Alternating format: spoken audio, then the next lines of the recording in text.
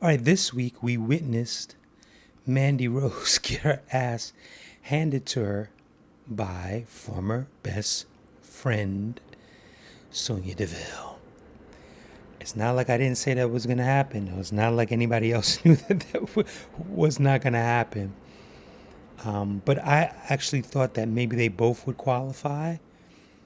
You know, maybe Sonya's going to have a match next week and she's going to get hers. I don't know, because I believe there's still, one slot left, or is it officially closed? Anyway, yeah, she got dogged. She got dogged so bad. I remember seeing her leg was jacked up in the medical room. She cut a really good promo. Good first step. Good first step. But she cut probably a better promo on their YouTube channel upon Mandy's music as she's walking toward the ring. Is it me, or is it that Carmella was dancing to Mandy's music with her shoulders? Am I tripping out? And could Corey Graves be any more on the side of Carmella? I wonder why. They should not have played Sonya's music. Try something different. You could have still put her name up on the screen and just have her just start talking.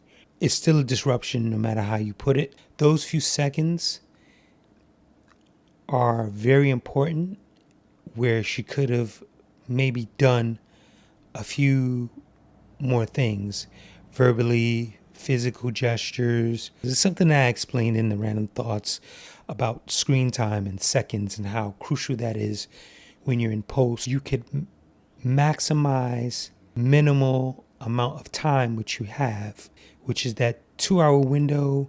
But if you take out the commercials, all right, I'm going off on a tangent. I don't understand why they did not play last year's Money in the Bank. You didn't need the audio. Let Sonya still cut her promo and have it play. You do that wide shot. Rather just seeing the SmackDown logo or just leaving up Sonya's name, you could have had her name, had the SmackDown. As soon as she announced what happened, you just have it play behind. And then you could open a smaller window for those at home and put it on the left side of the screen. What a great time to crowbar in Raquel Gonzalez for this. And she could have just played the hit woman for a while, just doing various jobs, because she's already working with Dakota Kai. You already have Charlotte on Raw. Look, I've already said that all three of these entities, they're going to intertwine. It's coming within the next few months, I believe. So you're going to see a lot of crossover. But to have Raquel Gonzalez come out and do the job rather than having Sonya come out and beat her, or they both just work her over and then you just don't see Raquel for a while. And then after Mandy, if she has a match with Sonya at Money in the Bank, then she would get payback at the following NXT. That would have been a good idea. Here's another missed opportunity. It would have been cool if we could see Carmella leave the ring, walk up the ramp, and just cut Sonya a look, and they both just give one another dirty looks. Even if Sonya is like, hey, my business isn't with you, good match, and then Carmella's just looking at her like, oh, stink face. Then she can just roll up in there and start wailing on Mandy. Because that's even a lead-in for like a future feud that could happen. Damn, guys. I gotta say, though, Mandy's reaction as she was getting up toward the end, from my perspective, she took that beating like a tough champ. Most people just usually stay knocked out. She definitely had that glazed, dazed look, but still looked tough in this attack. And Sonya's acting a little Nikki Cross-ish. When Otis runs into Dolph, see, this, to me, still played on the is he face, is he heel? And it reminded me to talk about Matt Morgan, who also agreed with what I was saying. Like, he stated that he wants his heels to be heels, but his perspective was more on Sonya and how she cut her promo, which kind of went along with what I was saying in terms of elements of that promo that she cut 2 weeks ago. I would have never used pretty, anything like that, because she's just as pretty. For those that didn't listen, you should go back and listen. Anyway, but it makes Dolph middle of the road on the fence. And then later, as we see him cut that promo, it makes me wonder, rather than having him run into Otis, why not have him show up in the medical right after Otis? So you see Otis walk off, then you go back to the shot with Mandy sitting there with the doc. Ziggler comes in, says what he's gonna say. She's a little short with him. Then he walks out and put like a smirk on his face. If you don't want to put a smirk on his face, then when he cuts the promo with Sonya, it kind of means a little bit more. It makes him a little bit more dastardly. Okay, now rewatching the promo that Dolph did with Sonya, right? What I suggested would have made more sense if she was smug when he went to go see Mandy to check on her, and she kind of was, short with him.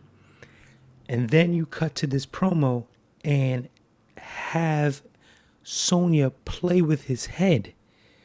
She rejected you again. You see? That's how she is. Da-da-da.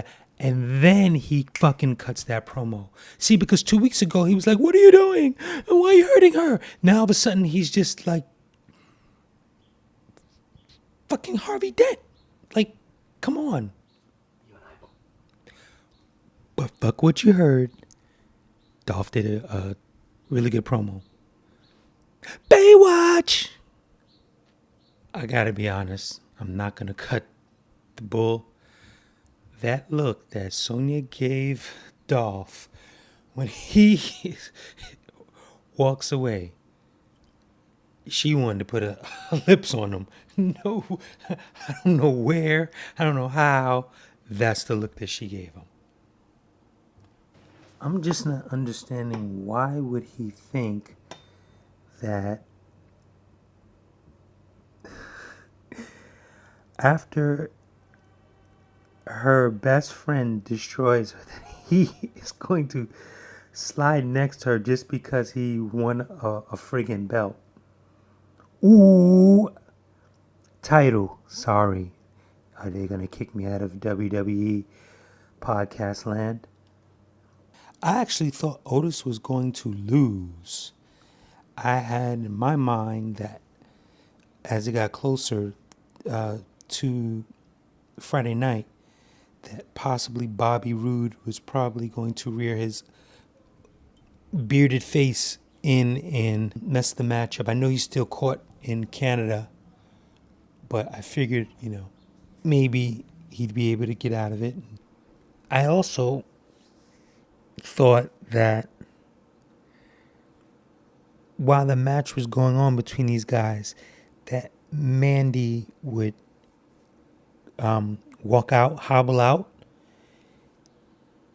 And then I thought, it would have been cool if Sonya had attacked her again in that room, and it would end up on the screen, and that would be the distraction that Dolph needed to get the victory. Now, as we transition into the Mandy's Donuts platform. Giggity, giggity, giggity, giggity, giggity, giggity, goo. Mandy responds the following day on their Demandy's Donuts channel.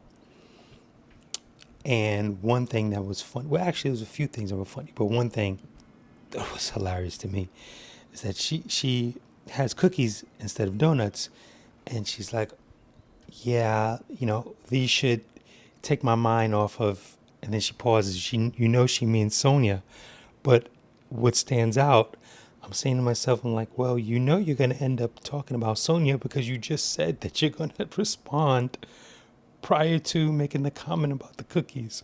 So that made me chuckle. The second thing was, she says, Sonya comes out with the mic. She has to talk. She thinks because she cut one good promo.